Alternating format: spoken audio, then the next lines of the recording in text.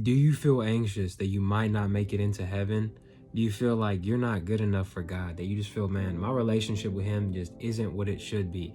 And you might look at other people and say, look at what they've accomplished, look at what addictions they've overcome, and X, Y, and Z. And you just feel horrible inside and more overwhelmed, more stressed out, more anxious, and you don't even feel close to God.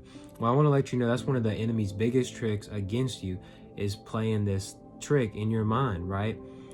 And I want to firstly address that you are not saved by anything that you do. There's nothing that you can do. And this is where the Jews got it wrong, right?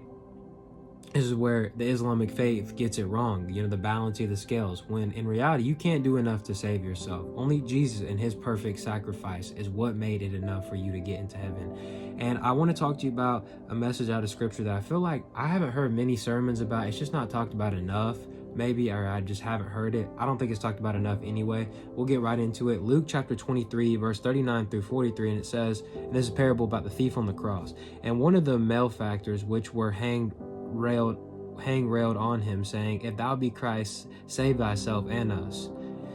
He was mocking Jesus, the one other thief on the cross. And the other one said, but the other answering rebuked him, saying, Dost thou not fear God, seeing thou art in the same condemnation? And we indeed justly, for we receive the due reward of our deeds. But this man hath done nothing amiss. And he said unto Jesus, Lord, remember me when thou comest into thy kingdom. And Jesus said unto him, Verily I say unto thee, today shalt thou be with me in paradise. I love that verse. But this thief did not donate 10% of his wages to charity. He didn't get baptized.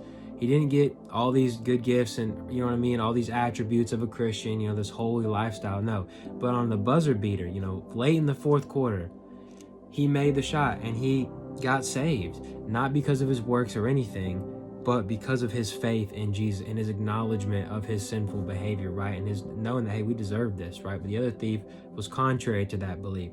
So I don't want you to feel anxious about your faith or relationship with God, because that can be really weigh heavily down on you.